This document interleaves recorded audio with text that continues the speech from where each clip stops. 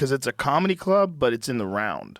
Right. It's like a 2,000-seat comedy club in the Round. That's what it's like. I would feel guilty, like half the crowd is looking. You know, I'd be thinking Right. now. I got another thing to think about. They've seen my ass for Right. the last 40 minutes. I got to spend it. You know, Yeah, and do you you gotta set up a joke rotate. over here and deliver the punchline there, or how do you break it up? Well, you have giant screens. So the Oh, thing that's about good. the arenas, they have massive screens. So if for some reason, like, you know, we did these ones in Ohio, and Chappelle came down, and it was very interesting to watch because they didn't know he was supposed to be there. And it was my show, and Tony didn't know whether he was going to bring Dave up or me because Dave hadn't gotten there yet. Oh wow. And so it's like Tony's on stage.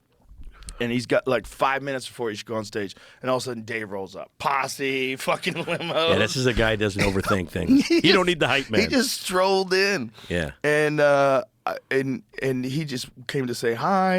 And he's always like, should I go up? I go, what do you mean, should you go up? I go up. Let's go. He goes, when? I go, you'll be up in 5 minutes. He goes, well, let's have a drink. So we had a drink. And then we're sitting in the green room. And I go, dude, he's got about 1 minute to go. I go, I'll walk out there with you. Because he needs to know that it's not me, that he's bringing up Dave. I see, right. So he starts bringing me up. This is one of my best friends, one of my favorite. And then I'm like flashing the light, and he sees Dave. And the crowd slowly starts to realize it's Dave. Oh, my When they gosh. see me and Dave walk to the stage. And by the time he says, Ohio's own Dave Chappelle, it is 1 full minute of a standing ovation. 1 full minute. Yeah. So he takes this victory lap around the stage for like a full minute, man. It was, I filmed it. I put it up on my Instagram. That's It's insane. that's inspiring. I mean, That's Tony so were just crazy. looking at each other and looking around going, wow. Right. It just felt special. It felt like special that you could be there. Like, wow. And then he goes, OH. And he puts the Oh, no. mic out. And They it's just, even bigger. Yeah. it was insane. It was insane. It was so fucking cool because he's from Ohio. You're right. You know, he lives in Yellow Springs, which is like right outside of Dayton. So it's like for him to go there like that, but to be in the Round. See, the Round is everybody sees everybody. Yes. It's not just you facing this crowd and then you're in the crowd and they're there. In the Round, it seems like everyone's all in this together. It's It's intimate so in much a special better. way. Yeah, and the screens are giant, so you just walk around. But like when Dave was facing that way, I'd see his face on the screen. It's not bad. It's like it's still awesome because you're there, and everybody just kind of walks around. You just get used to walking around. Nobody really stands still, Right. and points in one direction. Right. in an arena in the Round. That would be rude. Well, the screens help. I mean, that is It's true. massive. Yeah. They're everywhere. They're giant. They're Yeah. 50 feet wide. They're fucking everywhere. So it makes it easy. It's an Wow. experience. I would love to be in there. I think I'm in Denver and in Salt Lake City where I'm worried about this, my first arenas, and it's like, You're gonna have fun, guy. I don't know, It's man. gonna be fun. You just It's gonna be fun. Now, this is Dave. Here it is. Listen to this. You guys are in for a real special treat. I get to bring up one of my best friends, one of my favorite comedians, and two of the best in the world. Ladies and gentlemen, it's like a fight. Oh my God. I mean, you literally can't even hear him bring up No. Dave Chappelle. Look at this. Look at this.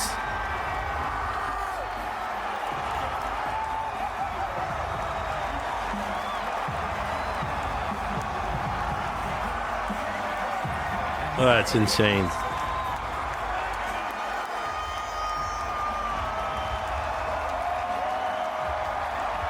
No. No. It's like, that's the was sickest thing I've ever amazing. seen. It was like, I felt like we were seeing the Beatles. I felt like it was like Hendrix got on stage. Well done for you bringing him up before you. I mean, that's insane. It was awesome. That's incredible. It was so fun. It was so But that's the thing. It's like, but I do that all the time. You know, when I'm at the club, I'll have 5, 6 guys that are going on in front of me. They're all headliners. I'm that's why- going on stage an hour and a half into the show. I would, again, my theaters, I'd be comfortable. Your club, I would be afraid. I'd be afraid because you got such heavy hitters, and I come up and I'm talking about No, no, little observational stuff, and it's like, whoa. No, it would get in my head. It would. No, there's got a lot of weird observational comedians kill there. It's a fun place. Like Duncan kills there, and it's all great. It's all a bunch of different. But for me, it's like to have I want the audience to see like the best possible show they could see. So they're gonna see Ron White, they're gonna see Shane Gillis and Tony Hinchcliffe and Brian Simpson, and that's insane. And all these monsters that come into town. Like in any given week, it's Chris Stefano or fucking Dave Smith, or it's like there's so many killers. How often during the week are you there, and how often are guys working out their stuff there? Well, there it's open 7 nights a week. 7 nights a week. 7 nights a week, 2 shows each night in each room, except for Mondays and Sundays, which are open mic nights. So open mic night, there's a show in the small room. There's only one show, but then there's at least one show in the main room. That's a regular show, like regular comedians. Wow, that's incredible. Yeah, and it's 2 shows a night in each room, so 4 shows a night. How big are each room? One's 250 and one's about 110 to 120. Do you feel a difference or no? Oh yeah. The little one's super intimate. The little one is like, if you remember the belly room at the Comedy Store, it's like the belly room and the original room had a baby, and that's the little one. Wow. It's like medium-sized little. And then the big room is like the original room and the main room at the Comedy Store had a baby. That's what it's like. And when you're trying out stuff, people going up there with like notepads and stuff like that? Yeah, Christina Pazitsky does it all the time. She goes up with a notepad. A lot of guys go up with notepads. Yeah, it's like if you got some new shit you're working on, Segura's, he goes up with notepads. If you have new shit. Right. Because you want to be able to remember. You don't want to fuck up the bit. And the audience kind of appreciates, like, oh, this is so new. They feel that they have to look at it. Yeah, it's not polished. And then Brian Simpson hosts this show called Bottom of the Barrel, and that's a really fun show where you go up there and you have no material. And you just reach into this whiskey barrel, and there's a bunch of different premises that the audience members have written down. And you pull it out, you open it up. And you do a bit on that? Yeah, you just start talking shit. Yeah.